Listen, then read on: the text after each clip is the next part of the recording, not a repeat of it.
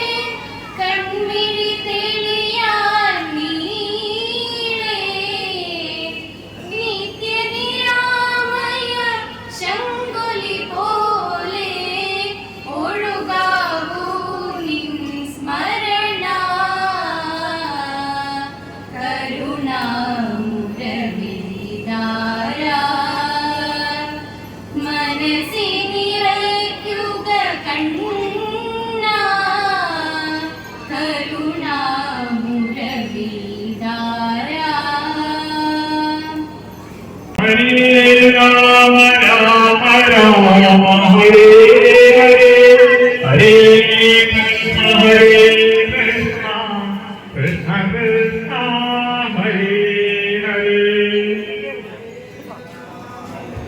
Hare Rama Rama Rama Hare Hare Hare Krishna Krishna Krishna Hare Hare.